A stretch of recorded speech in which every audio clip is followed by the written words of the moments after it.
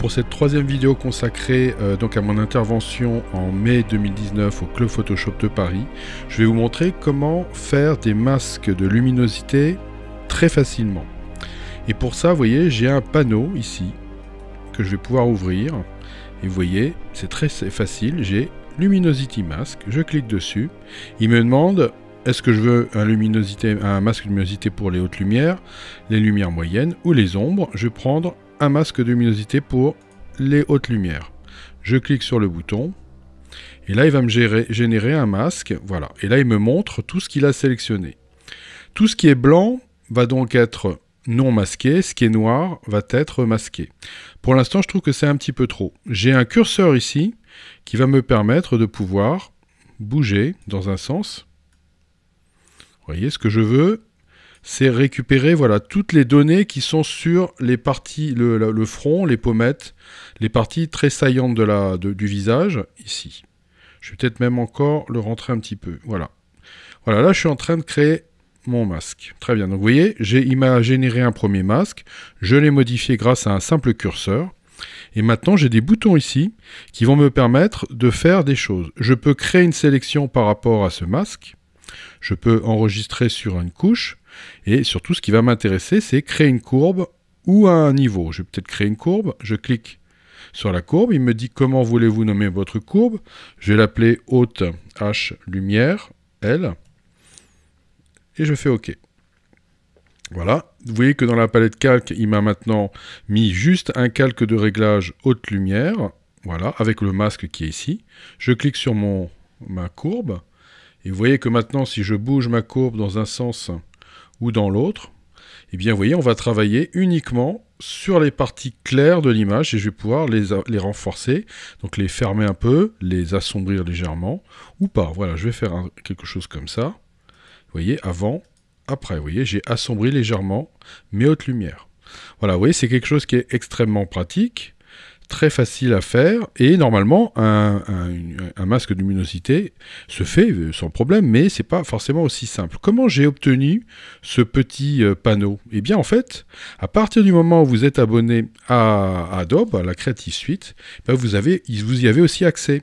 Et comment vous allez y avoir accès? Eh bien, il va falloir aller dans le menu Fenêtre, rechercher des extensions dans Exchange.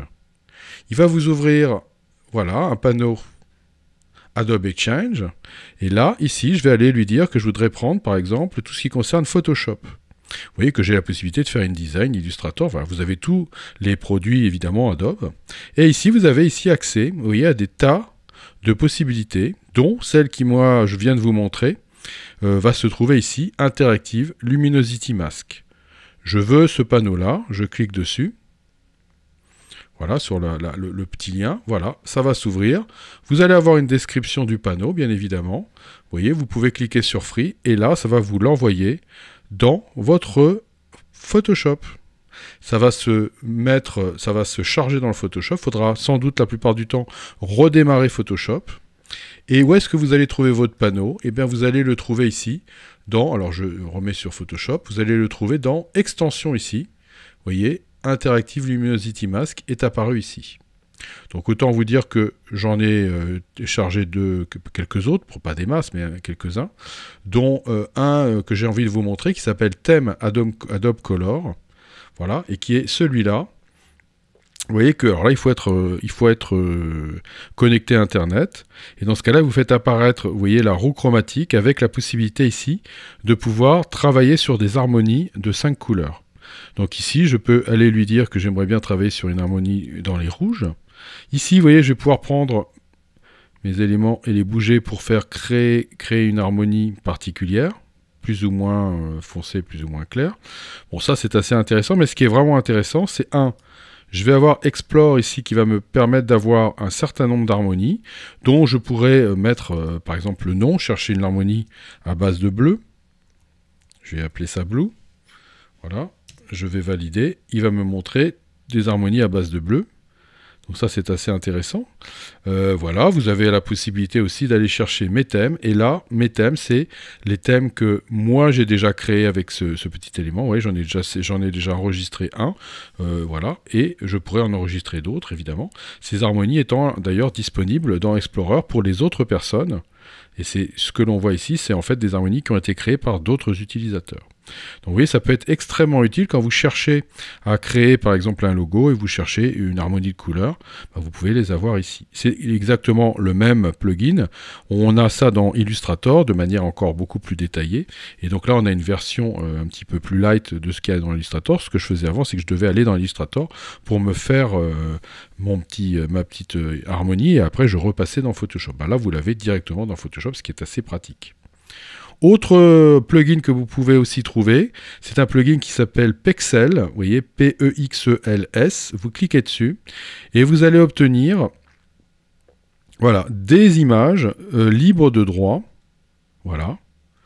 Voilà, et vous pouvez éventuellement faire une recherche. Par exemple, si je veux faire une recherche, je vais prendre les chats, parce que l'avantage des chats, c'est qu'il y a toujours des photos sur les chats. Donc vous ne mettez pas en français, vous mettez cat en anglais, et vous allez obtenir des tas de photos de chats qui sont libres de droit, que vous allez pouvoir utiliser, bien évidemment, librement. Et une petite roue crantée ici en bas, vous voyez, qui vous montre un petit peu. Voilà, qu'est-ce que vous pouvez, vous voyez, image download size, vous voulez enregistrer, enfin télécharger l'image originale, vous voulez une petite version, petite, ici, et vous pouvez aller voir le site Pexels. Je vais cliquer dessus pour que vous puissiez voir, voilà, que c'est un site tout à fait officiel, voilà, vous voyez, avec des tas d'images que vous pouvez aller aussi prendre sur le site. Et si je vais sur licence, vous avez les conditions pour utiliser ces images, mais vous voyez qu'a priori les images sont toutes free to use, donc on peut toutes les utiliser. On n'est pas forcément obligé de mettre un crédit image. Et tout à fait en bas, vous allez avoir qu'est-ce que vous n'avez pas le droit de faire, c'est ici, what is not allowed. Donc vous pouvez lire tout ça, et éventuellement, si ça rentre bien dans les clous, vous pouvez aussi utiliser ces images libres de droit. Donc voilà, c'est quelque chose qui est assez intéressant. Donc je me sers pour faire des maquettes, je sais pas, bon, je m'en sers pas au final, mais je m'en sers pour faire des maquettes quand je cherche à faire des montages, des affiches de cinéma et autres. Je me sers de ces images-là pour essayer de trouver déjà des idées, et donc c'est assez pratique de pouvoir aller chercher ici. Alors si vous voulez trouver le plugin, il suffit d'aller sur licence, vous descendez tout à fait en bas et vous allez sur Other Plugins and Apps, et là vous allez avoir Photoshop Plugin, voilà, et c'est ici que vous allez pouvoir télécharger le plugin dans Photoshop. Voilà, donc ça c'était 3 plugins, voilà, que j'ai aussi montré au Club Photoshop.